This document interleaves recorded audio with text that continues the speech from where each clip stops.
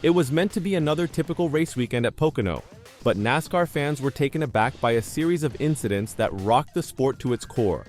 Quadruple penalties, dramatic disqualifications, and a rookie driver stepping into the spotlight under enormous pressure. What occurred at Pocono, and why are fans threatening to boycott one of the sport's most renowned names? It all began with a stunning inspection failure.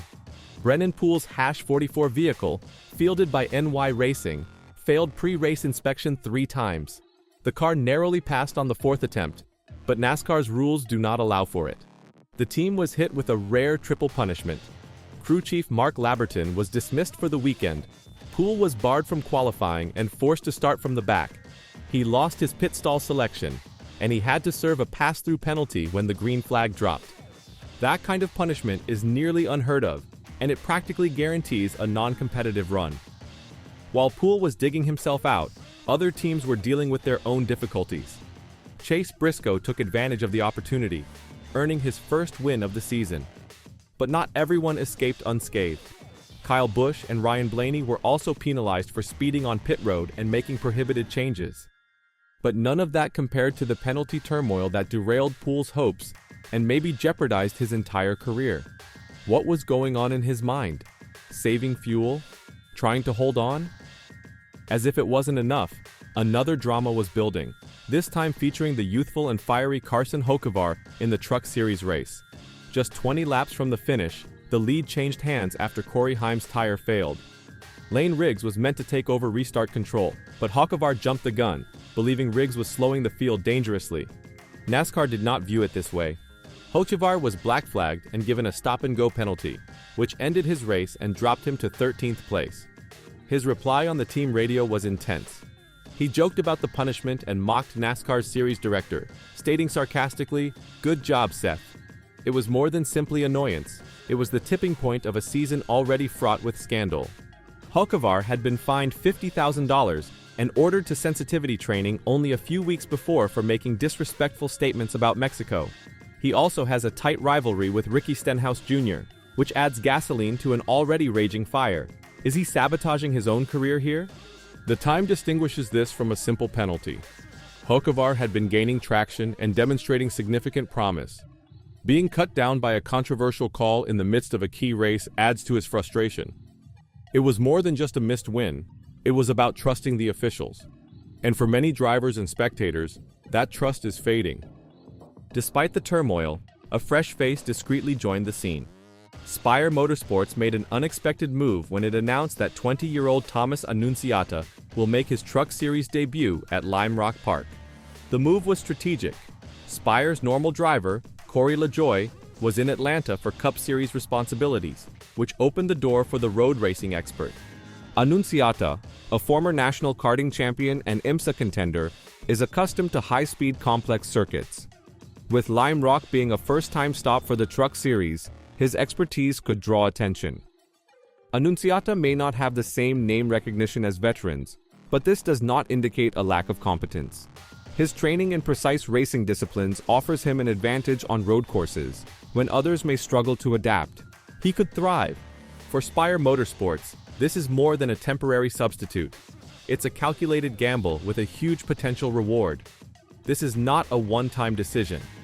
With Annunziata's past sponsorship with Topliner and his strong road course record, Spire Motorsports is counting on him to deliver a huge result. If he succeeds, he may get more starts or possibly a permanent seat.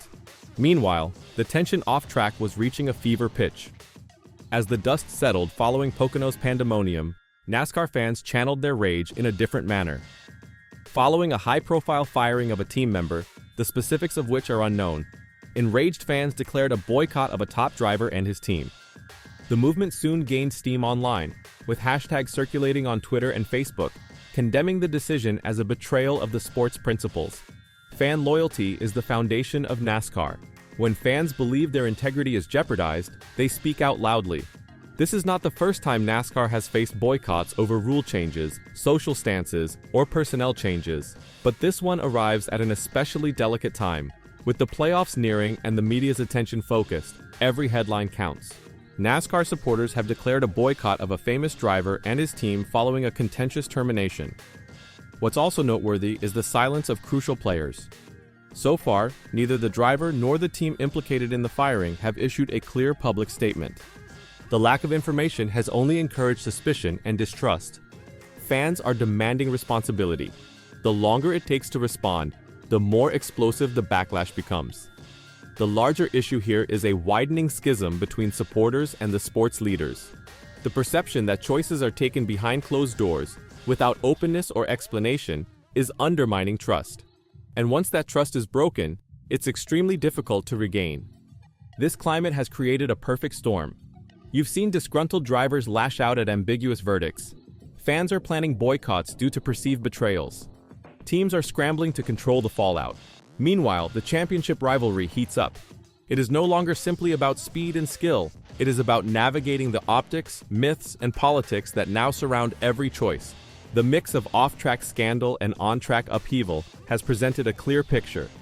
NASCAR is in a dangerous state. From startling penalties to fan reaction to rookie shakeups, the Pocono weekend was anything but typical. The fallout is far from done. Industry insiders are paying close attention. Sponsors are sensitive to negative press.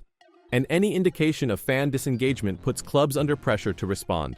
If the boycott finds traction, it may affect future sponsorship decisions.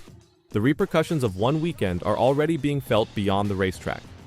What happens next may define the season. Will Hocevar learn from his fiery blunders and become a more controlled competitor?